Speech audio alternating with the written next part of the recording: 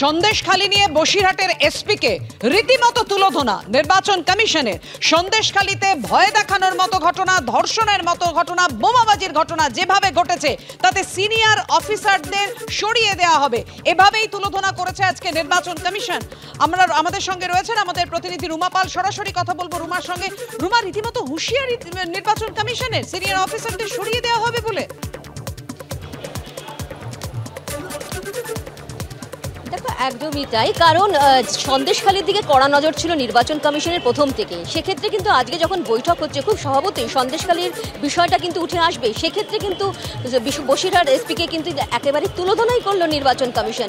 Commission বলেছে যে সেখানে যদি ভয় দেখানো হয়, কোনোভাবে যদি বোমাবাজির ঘটনা ঘটে বা অশান্তির ঘটনা ঘটে বা কোনো ধর্ষণের ঘটনা ঘটে, তাহলে কিন্তু সিনিয়র অফিসারদের সরিয়ে দেওয়া হবে, এমনটাই কিন্তু হুঁশিয়ারি দিয়েছে নির্বাচন কমিশন। দেখো, এটাও ঠিক যে সন্দেশখালী যেভাবে বারে বারে শিরোনামে এসেছে, সন্দেশখালীর ঘটনা যেভাবে বারবার প্রথম দিন থেকে শুরু করে শেখ শাহজাহানের একদম গ্রেপ্তারি পর্যন্ত ঘটনা ঘটেছে, সেটা কিন্তু পুরোপুরি কিন্তু সমস্ত রিপোর্ট নির্বাচন কমিশনের কাছে আছে। এবং সে কারণে সন্দেশখালী নিয়ে বিশেষ সতর্ক নির্বাচন কমিশন। এবং স্বভাবতই যে এসপি বসিরহাট, তাকেও কিন্তু শুনতে হলো নির্বাচন কমিশনের বিষয়টা। এবং সব থেকে বড় কথা বলে রাখি, আইন মেনেই কাজ করুন, এমনটাই কিন্তু বলা হয়েছে নির্বাচন কমিশনের তরফ থেকে। অন্যদিকে উত্তর 24 পরগনা, দক্ষিণ 24 পরগনা, উত্তর দিনাজপুর এবং ঝাড়গ্রাম, তাকেও কিন্তু এই সমস্ত জেলাকেও কিন্তু রোষের মুখে পড়তে হয়েছে নির্বাচন কমিশনের।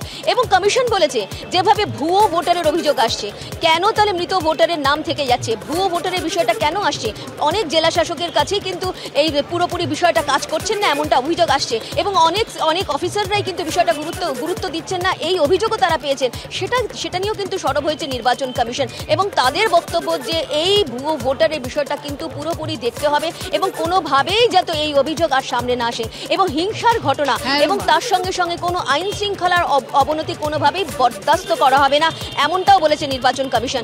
এখনও বৈঠক চলছে, একদম বলা যেতেই পারে প্রথম দিকে যখন রাজনৈতিক দলের সঙ্গে বৈঠক হয়, তারপরে কিন্তু 12টার পর ডিএমএসপিদের সঙ্গে বৈঠক চলছে এবং এই বৈঠক আরো এগোবে এবং অবশ্যই সেদিকে আমাদের নজর থাকবে। একদমই, অর্থাৎ হিংসা বন্ধে রীতিমতো কড়া বার্তা নির্বাচন কমিশনের। ধন্যবাদ তোমায়।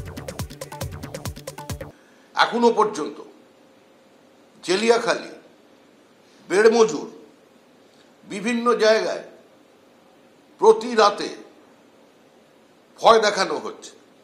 এখনো পর্যন্ত গ্রামবাসীদের ভীত সন্ত্রস্ত করবার প্রচেষ্টা তৃণমূলের স্থানীয় নেতৃবৃন্দের পক্ষ থেকে চলেছে। একদিকে যেমন সন্দেশখালীতে তৃণমূলের বেশ কিছুটা অংশে তৃণমূলের স্থানীয় কেউ দায়িত্ব নিতে অস্বীকার করছে প্রবল জনরোষের কারণে, অন্যদিকে পুলিশের সহযোগিতায় রাত্রিবেলা আবার সন্দেশখালীতে বিভিন্ন সময় বাইরে থেকে লোক এসে ঢুকছে। এই একদিকে মন্ত্রীদের দিয়ে মিথ্যা আশ্বাস বাণী, ওখান থেকে বেরিয়ে এসে রাজনৈতিক স্লোগান, রাজনৈতিক প্রচার, রাজনৈতিক চক্রান্তের কথা বলা, আর অন্যদিকে গভীর রাতে লোক পাঠিয়ে যে সমান্তরালভাবে সেখানকার মানুষদের আবার ভীত সন্ত্রস্ত করছেন। তো স্বাভাবিকভাবেই সন্দেশখালীর পরিস্থিতি আরো নামবে এবং সন্দেশখালীতে আবার উত্তেজনা তৈরি হবে এবং তার জন্য দায়ী থাকবে প্রশাসন এবং তৃণমূল কংগ্রেস। যদিও তৃণমূল বা প্রশাসনের মধ্যে আলাদা করবার মতো কোনো বিভাজন রেখা আজকে আর অবশিষ্ট নেই।